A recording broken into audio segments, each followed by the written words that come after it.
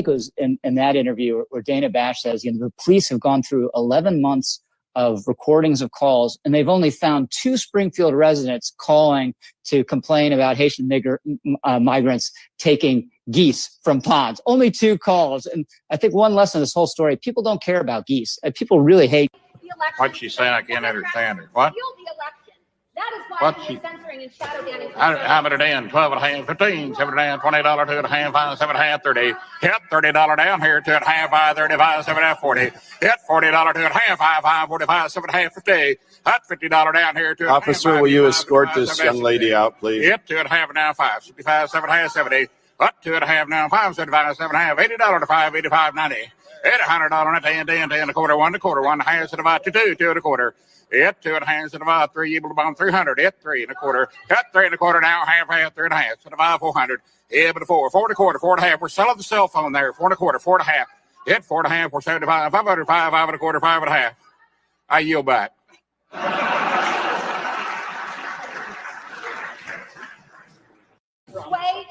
Welcome to the National Newspaper Publishers Association's Let It Be Known. You know that guy meant what he said from the and Megyn Kelly. He was on Megyn Kelly's show when he used the N-word to describe Haitians, and she didn't say a word. This shows you just how far they are going. And speaking of Haitian, I thought you guys would find this to be extremely ironic or interesting. So Donald Trump was, again, it was an alleged assassination attempt the other day. And I'm going to put it the way Common Dreams put it. The website Common Dreams says, because things right about now can always get weirder. It turns out that the Florida U.S. attorney handling the case of the latest, and this is their words, the latest sick white guy inspired by hateful GOP lies about pet-eating Haitians to go hiding in the bushes to take down Trump with an AR-15 is one Mackenzie Lapointe, the first Haitian-born American lawyer and first Black guy to serve as a U.S. attorney. Common Dreams goes on to note, we love the smell of irony and karma in the morning. The alleged assassination attempt, though the perp didn't fire any shots, took place at Trump's West Palm Beach golf course a couple of days after both lying authoritarians on the GOP presidential ticket reiterated their claims that illegal aliens from Haiti are eating cats and dogs in Springfield. It's just really, and I just wonder if the DOJ isn't just simply trolling Donald Trump by appointing this really accomplished Haitian American U.S. attorney to head that investigation. If they're trolling him, then big ups to them. I mean, come on. That is amazing. Lots of stuff going on in New York. We're going to talk about the mayor in a moment. Mayor Eric Adams is just, wow. The walls are closing in on that guy for sure. But first, overnight breaking, Sean Diddy Combs taken into custody by federal authorities late Monday, and the prosecutors confirmed that they will unseal. They held him at least for now without bail, but they will unseal a multiple count indictment against Diddy. Diddy is in serious trouble. All those raids, all this conjecture, the lawsuits, the talk, the video of him and Cassie, the chickens have come home to roost. Diddy his lawyer is, of course, saying that he's an imperfect man, but he's not a criminal. This is what lawyers say. This is what you pay them the big bucks to say, because the battle now will heighten in the court of public opinion. but most importantly, now Diddy will now have to face, apparently, unless there's some sort of plea arrangement, a jury of his peers in New York City, and this will be a federal jury. Um, uh, he he uh, he really stepped into this one. Officials confirmed, I should say, that they took him into custody at the Park Hyatt Hotel in Manhattan, where he was staying. The arrest was executed, quote, based on a sealed indictment. And Mark Agnifilio, Diddy's attorney, said that we are disappointed with the decision to pursue what we believe is an unjust prosecution of Mr. Combs by the U.S. Attorney's Office. These are the acts of an innocent man with nothing to hide, and he looks forward to clearing his name in court. What exactly is the acts of an innocent man? Um, and what Diddy's attorney, part of what he was referring to was the fact that Diddy, according to him, voluntarily uh, returned to New York to cooperate with the investigation. Um, and so he felt, hey, he should get some credit there. Hey, that's a good thing. It says, I'm not going to run. And really, that's an argument that I'm sure is going to be made this morning before a judge when they're talking about bail. Look, he came to New York voluntarily.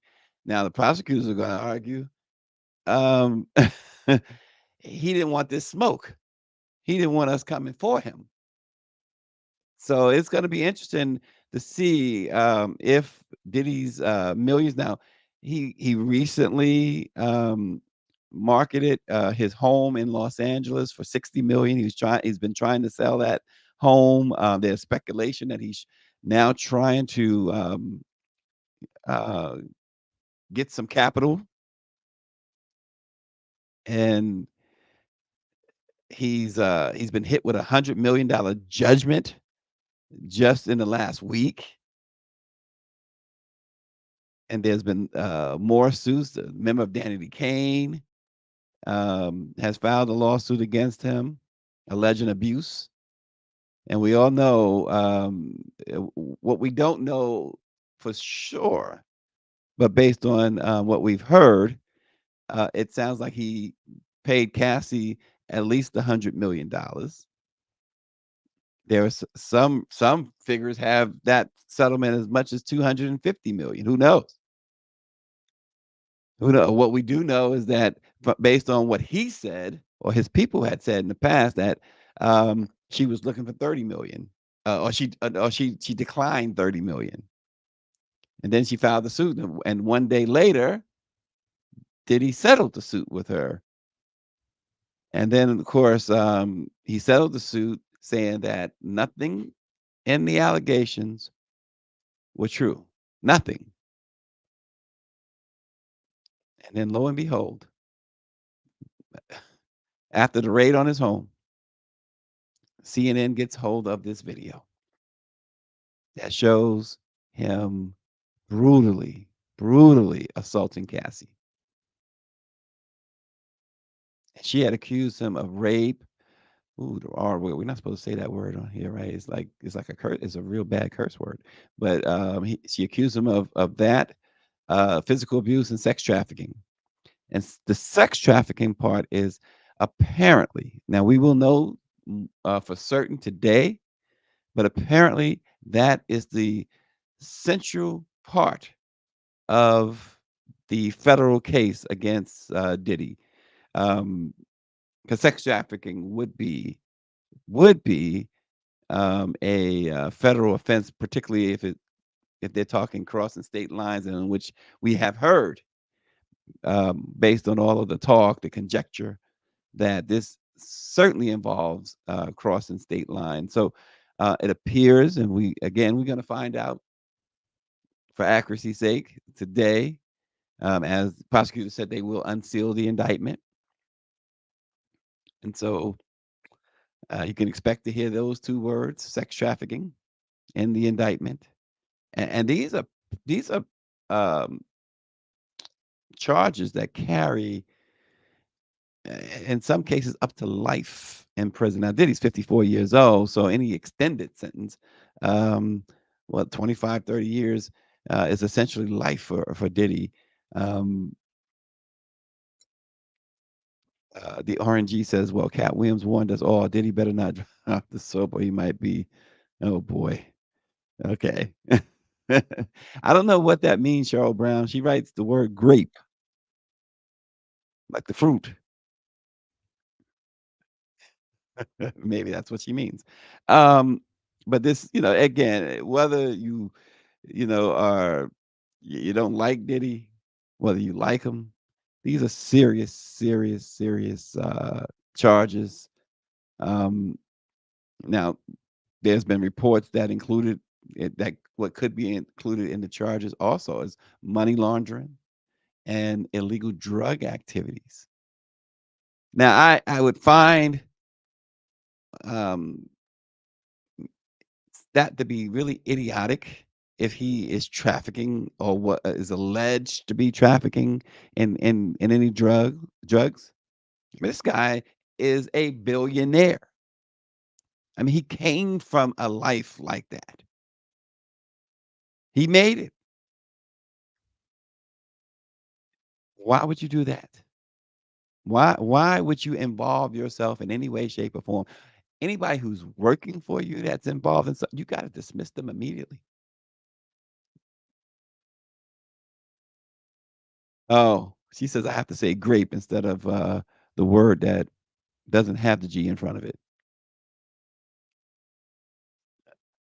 But these are extremely serious charges, charges that, as we noted, carry sentences as much as life in prison. So it's going to be interesting to see how this unfolds. And no matter how you slice it, I mean, it's really not good for the culture. But this is nobody's fault but his own. Even to be in a position to be charged. Let's just say by chance that this guy is not guilty. Just to put yourself in this position. We've seen the video, so we know he's guilty of at least some of these charges. But to put yourself in this position and to have, let's face it, again, I've never been a Diddy fan, bad boy, whatever. I mean, you had Biggie, of course. Everybody loved Biggie. You got to. Biggie was like the GOAT. But his importance to the culture can't be understated or overstated, I should say. Because I mean, he had such an amazing impact. And so it's a major disappointment. A major disappointment. It's the same thing. Like I mean, look, Michael Jackson. He, you could say there are some who say he's guilty. Then his fans say he's innocent. And the biggest thing was why Michael Jackson went on Ed Bradley's show and said he's going to continue. This is after he was arrested. I'm going to continue to share my bed with kids. I think it's a loving thing. It's like, dude, you got it. It was so disappointing because nobody meant more to the culture than Michael. And now you have Puffy, Puff Daddy, P Diddy, Love, um, just again putting himself in a position. And by all accounts, look, by all accounts, the guy was a brute and a bully. And now he finds himself in this unenviable position of having to face some major, major charges. And it's major even in the fact, Cheryl Brown, that it's the feds who went after him. This is, you know, R. Kelly, eventually the feds got R. Kelly too. But he was up on state charges for a while. And he had some state and federal charges, R. Kelly. But this is all feds. This is not the state of New York, the state of California, the state of Florida, all where he had homes. And that's what makes this. So you start seeing things in a different light. You see the thing with Justin Bieber there, and the things that was spoken, the Usher stuff as a kid. Um, and so all this stuff, it comes out, and his lawyer wants to say that, these are actions of an innocent man. No, those are actions of a very nefarious individual. And yes, again, I have to lift up Cheryl Brown's comment. He thinks he's above the law. I guess he'll be talking to R. Kelly. Well, depends on. I mean, if he gets convicted, depends on where they will send, what federal prison they'll send him to. I'm not sure if New York has any federal prisons in the state. Yeah, I don't think they do. So who knows? He could wind up with R. Kelly. Wouldn't that be a duet? And oh boy.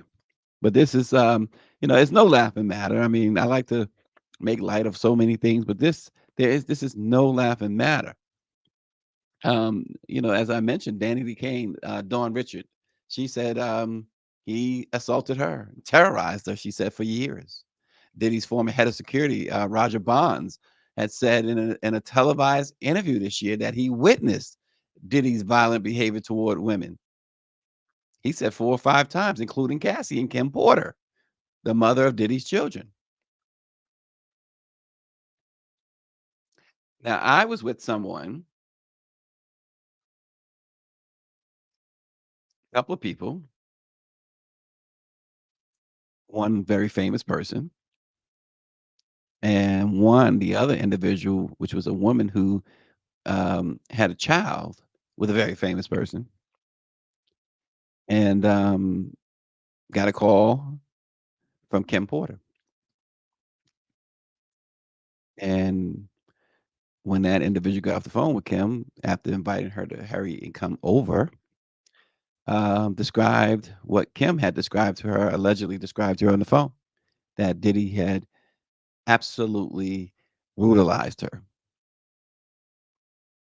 And sure enough, later, Kim emerged with dark glasses on and bruises everywhere. So that's the closest I've come to uh, knowing or having some facts, I should say, some personal facts. But that wasn't the Diddy's or whatever. That wasn't in my circle. And I know that in her line of work, Greer has come in contact and knew Diddy and others, so many others. But it's not my story to share. It would be hers if she wants to talk about it. Not that anything happened to her. Greer would be knocking people out. Come on. Greer will not be playing that game. I'm just saying as an eyewitness to certain things. But despite he says true. Yeah, Greer's not him. Come on. Y'all know Greer. Right, right, Orangey. And yeah, Mike B says even Suge Knight be doing podcasts from prison. I thought that was interesting too. But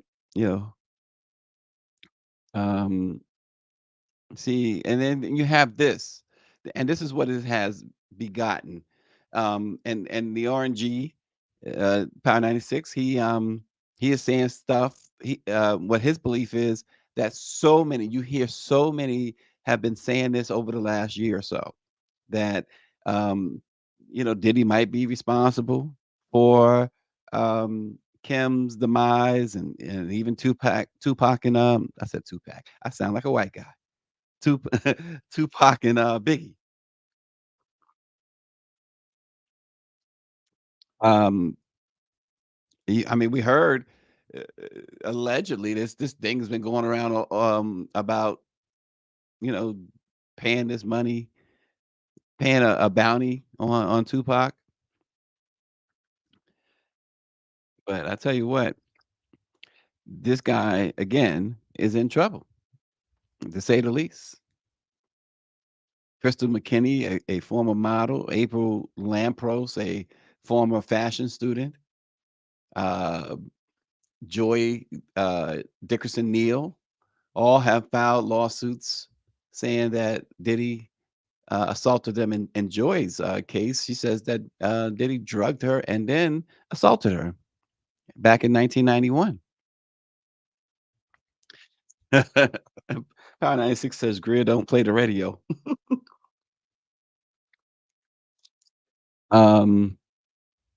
So, and then this Michigan inmate, if you guys were paying attention, not that it mattered, right?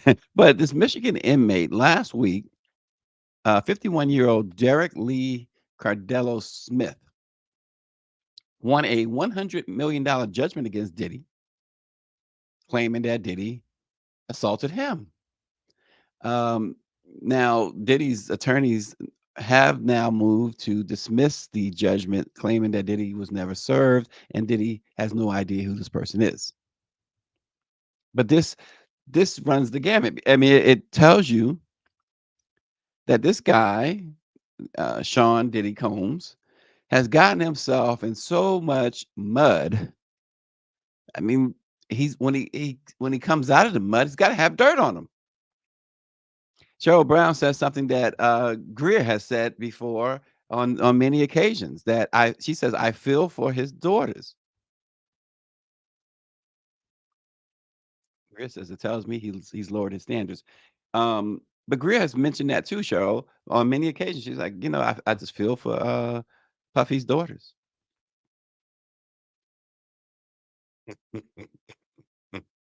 She said, look at this guy.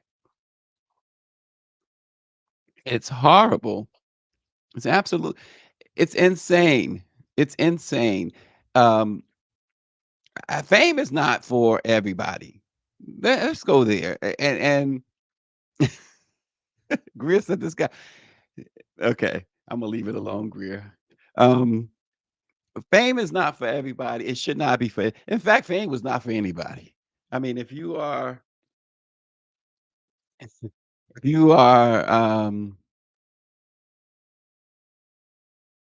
of the mind that and as you should, that we all bleed red blood. We all are humans. We all deserve the same respect and things like that. Fame is just not something that was meant for anybody. But then you have these outstanding talents in this world, and then they lose their minds. Southbound 3000 says he remembers his parents saying, it's easy to get into trouble, but hard to get out. Isn't that the truth? And so Power 96 believes that Diddy might start snitching. But who's he going to snitch on? He's the big fish. Everybody else needed to do the snitching, and that's what they've been doing over the past month. And past year. It's not necessarily snitching; it's just revealing that, listen, this is what happened. There's some who you can classify as snitching, but this guy, you get this fame, you get all this power, and you totally forget yourself. People say you forget where you came from. No, you forget who you are. You forget who you are. And then the problem with, and I surmise that part of the problem with Diddy is the problem with a lot of other celebs, particularly those in the hip hop genre. And this is why I say that. You can't go into, first of all, you can't go into a black barbershop or one of a black establishment. You see many of them. It's picture of Tony Montana, Scarface, The World Is Mine, and the attitude that they follow these fictional characters. Then they make them real in their head. They become that character in their head.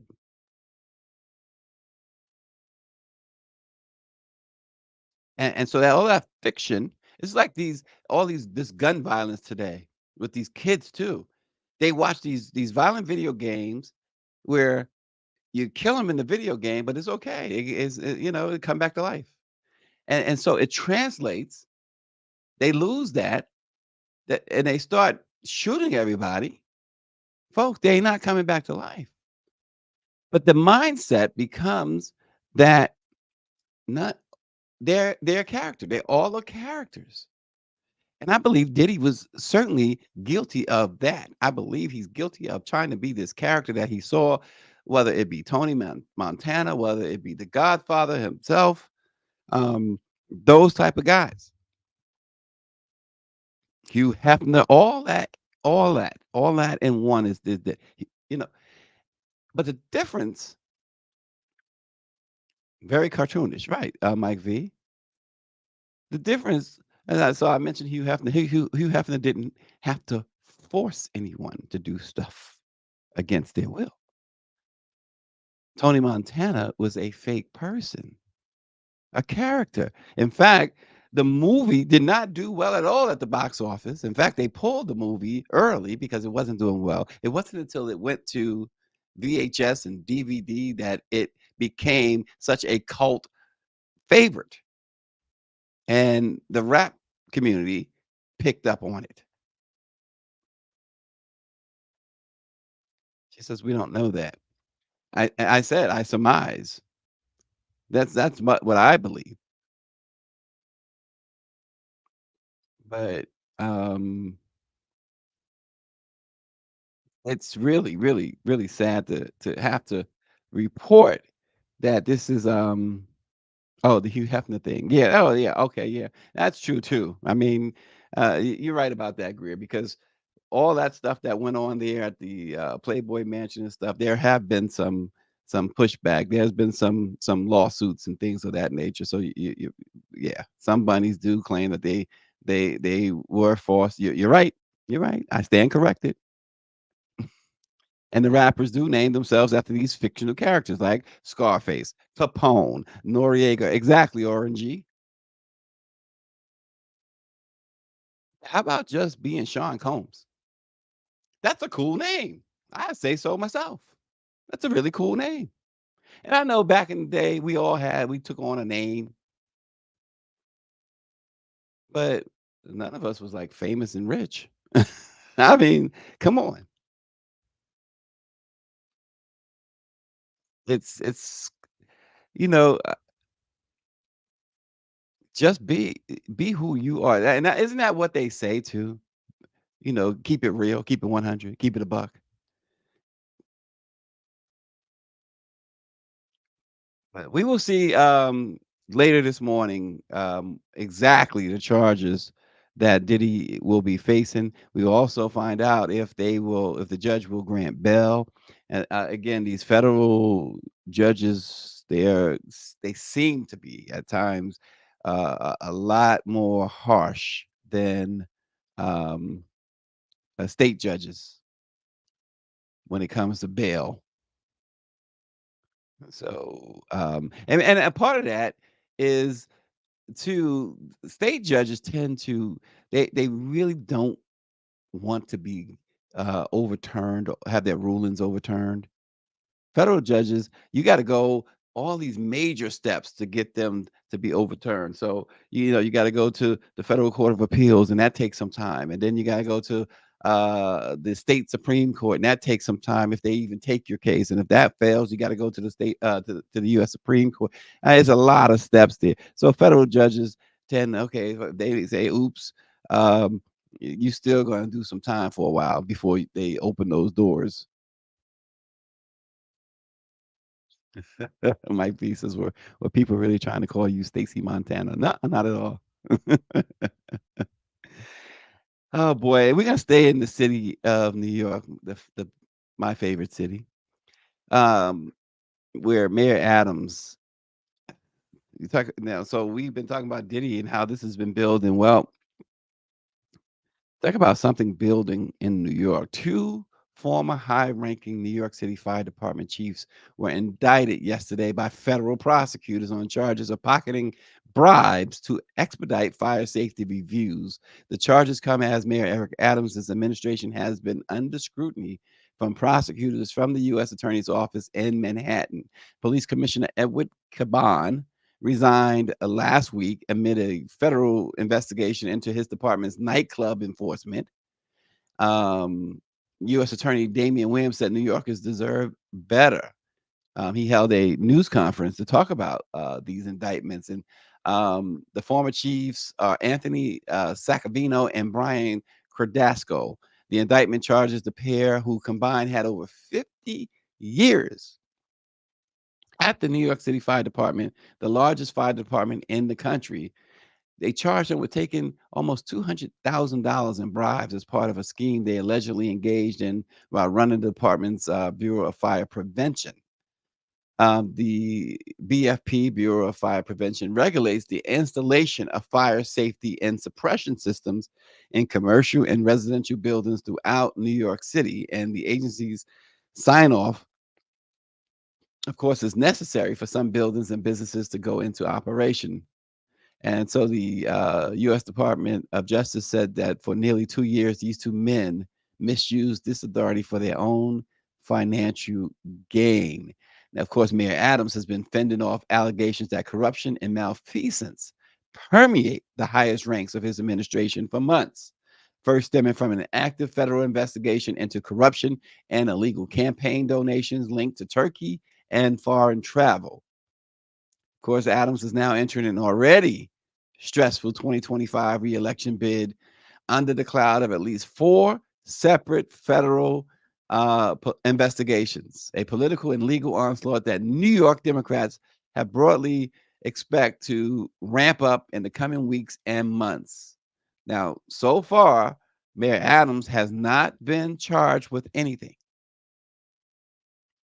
But we know that his devices, his phone and computers were confiscated,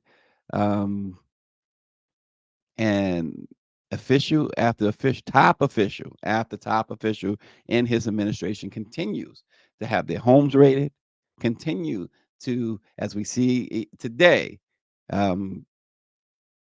be taken into custody. It seems like the walls are closing in on the mayor there. Now, again, he has not yet been charged with any wrongdoing. So we will see. So far, he continues to do the work of the mayor's office.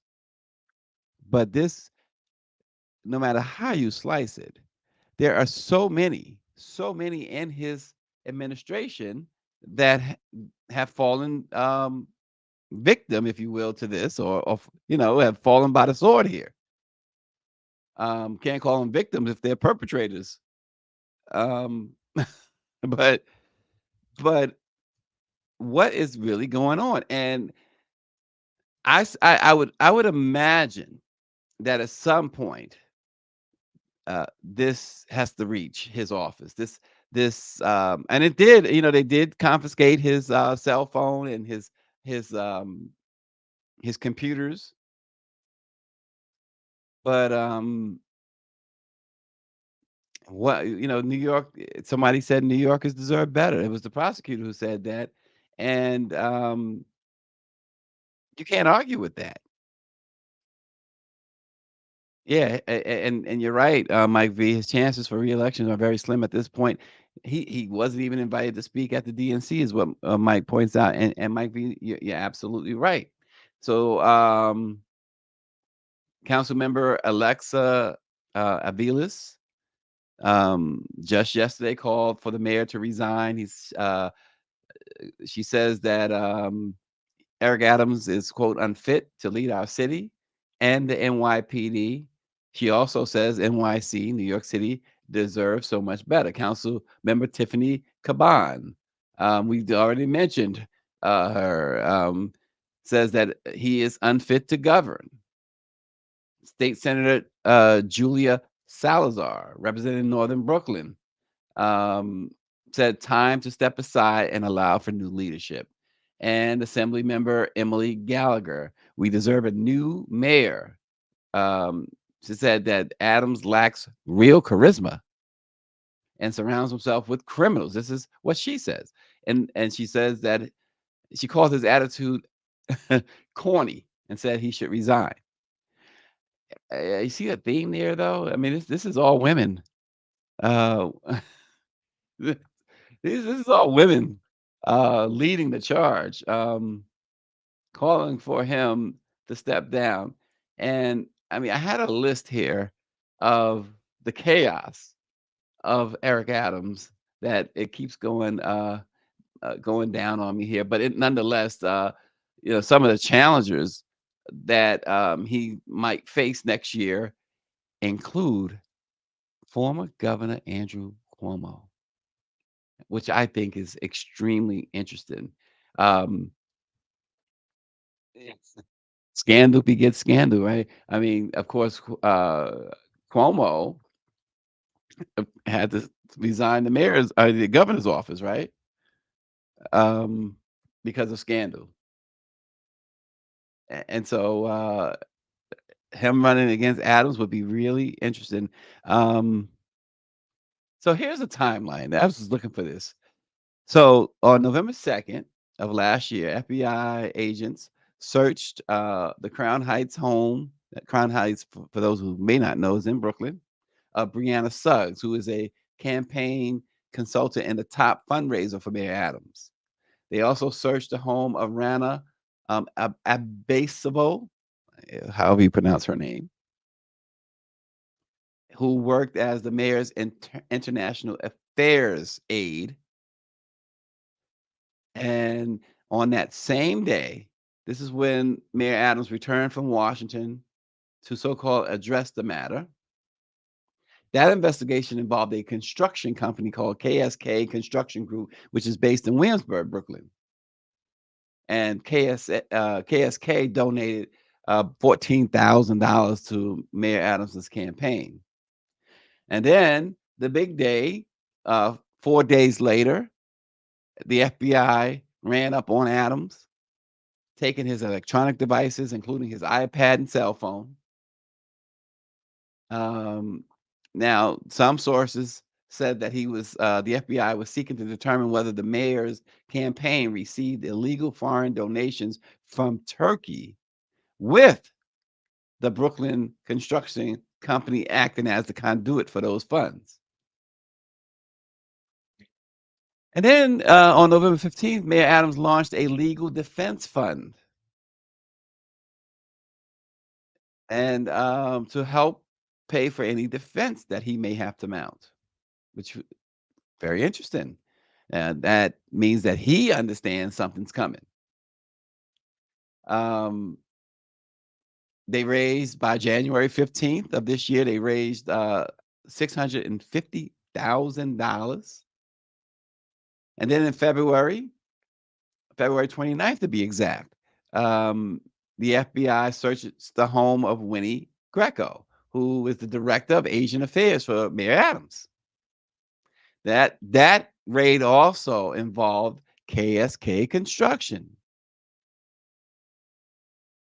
Then on April 5th, there was a report that Adams received free upgrades to his flights to Turkey from Turkish Airlines.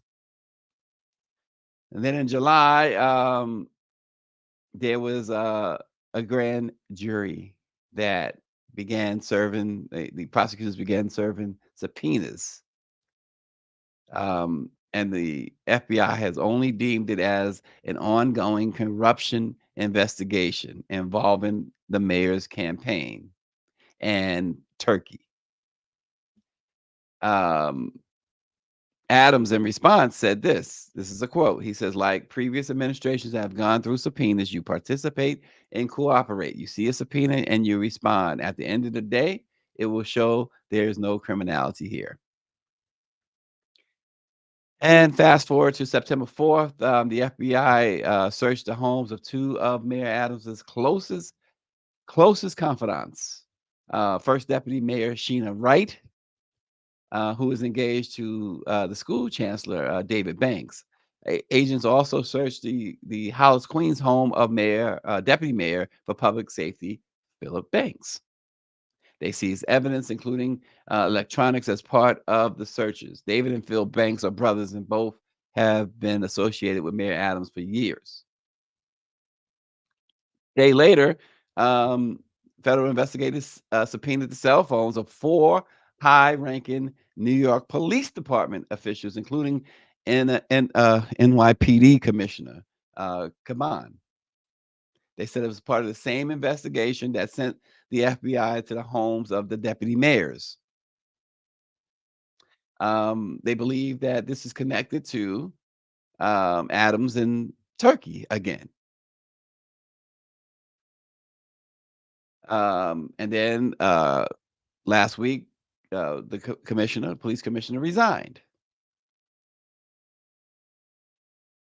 And so, then yesterday, Friday, City Hall Chief Counsel Lisa Zornberg resigned her position after 13 months on the job in the mayor's office. And of course, yesterday, the retired chiefs were arrested on bribery charges. Mike V says all these officials should know by now that the Watergate scandal, that everybody is being watched by now. What are they thinking? He said RNG. He says, I thought Louisiana had some crooked political figures. New York City said, hold my beer. The Adams scandal is out of control. He will be sharing a cell with Diddy. It is true. It is out of control. And so, I went in on Diddy and some in hip hop, but these politicians, they especially at this point, right? As Mike V says, you got to know that you are being watched. I mean, is it that far ingrained in you? This corruption? It'll be interesting to see what ultimately happens. As the mayor stacks cash in his defense fund, which tells you he's expecting something to come down, and at this point, you got to. It would be foolish of him to ignore what's going on. And again, for these folks calling for him to resign, you just don't resign at this point. You cannot resign at this point. That office is leverage if you are charged with anything. The same thing with in Washington D.C. with Trayon White, the council member. Although he probably only has another month and a half left before he's gone. But he absolutely, you cannot. If I'm not a lawyer, but I would certainly, I know enough to advise my client. No way do you resign until we figure out a deal here. And Adams, he's at the mercy right now of the investigators. He can't make a move until they determine, or until they charge him, really. And naturally, he doesn't want to be charged. So he's not going to preemptively say, I resign. You throw away your leverage. Because one of the things that the Department of Justice does not like, they do not like to have a sitting politician, sitting mayor, congressman, or whatever, on trial. They almost always, will make a deal with that individual. And what carries a lot of weight in those deals is the position you hold and whether or not you are willing to resign for the good of the people, the good of the city. That office, with a year left, with more than a year left, you can best believe that office right now, if they were to charge him today, that office is worth at least 10 years. The New York City mayor. So if he's looking at a 20-year sentence, the deal is going to be 10 years in resignation. And then he can whittle that down if he got a good lawyer. And right, David Youngblood says your only chance of a deal is to stay in office. You lose all your leverage. He said they all better. RNG says Biden can pardon them all. Just do that after November 5th. Well, once again, um, in the case of Adams, this would be if he is charged and as his members of his administration have been, these are federal charges. So yes, he would be in line for a pardon if the president so desires. You know, and it begs the question as to whether Governor Hochul, a Democratic governor, would issue a pardon. But also depends on timing, right? If she's running for reelection, she's not pardoning nobody. And in Biden's case, Biden, he's leaving office, and that's when presidents generally do the bulk of their pardons, particularly the controversial ones. All of the controversial ones are done at the end of the term when they are walking out the door, and in particular, if they have lost the election. But in this case, Biden is he's leaving one way or the other. And that's why I always say I've been saying constantly is he's I gotta believe. I don't care what the White House is saying. He's gotta pardon his son before he walks out the door. And it's nothing to lose now because it's not going to be a stain on Kamala. It's not going to be a mark against Vice President Harris if the president decides to pardon his son after the election. Yes, you got to get that dude out of that jam. Put him back in rehab or something. Real quick, all of the lies and misinformation that we continue to get, particularly out of the MAGA camp, it's just incredible. So the Washington Post brutally fact checked. It was like, I can't believe I'm saying the Washington Post did this. Mainstream media did this and exposed a retired Minneapolis police officer, Scott Creighton's false claims about Vice President Harris. They put him in a ad for supporting Donald Trump. And the lie spewed, gosh, they spewed. Creighton, who defended Derek Chauvin, the cop who killed George Floyd, appeared in the Preserve America PAC Act, which is, of course, supports Donald Trump. And he unleashed a series of misleading attacks on the vice president. In the ad, he accused Vice President Harris of siding with violent rioters, stating 4 years ago in this alley, rioters threw a brick at my face and knocked out my teeth. Why? Because I was a police officer. And what did Kamala Harris do while America's cities were burning? Kamala was defending peaceful protests. She raised millions to help bail rioters out of jail and supported defunding our police, making us all less safe. Kamala Harris is dangerous, he says.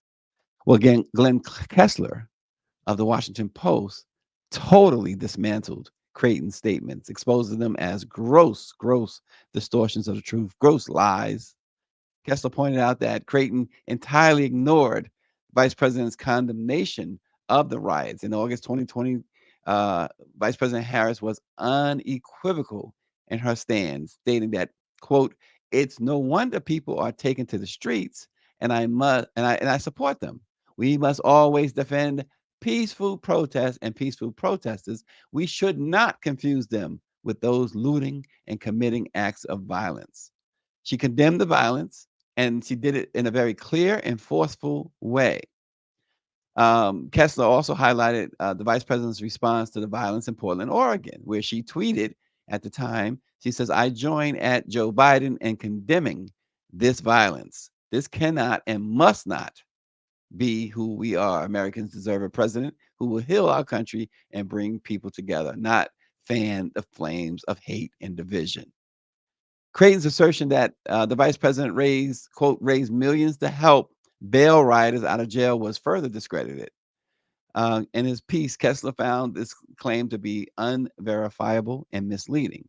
Harris had supported the Minneapolis Freedom Fund, which raised bail money for non-violent protesters, not rioters.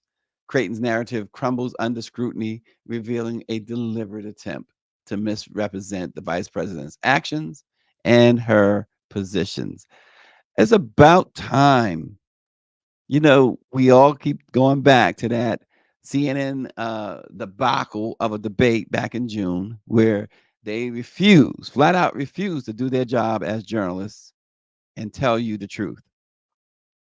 All was well with the Lindsay Davis and David Muir at ABC when they did the debate early this month. I mean, they were fact checking after fact checking, and ABC News, to its credit, while the debate was going on their website, had a running fact checker. So fact checking is extremely, extremely vital with all of this misinformation and disinformation. Again, this is why the Black press is here, right? And it was nice to know and give a shout out to Mr. Kessler at the Washington Post for doing something that his peers fail to do on a regular basis. And that is fact check. Folks, that's all the time we have this morning. Thank goodness. But again, subscribe to our YouTube page at LIBK news and join us as we bring you news and information from the Black press, the way the Black press brings it to you. We'll see you again tomorrow. Thanks for watching.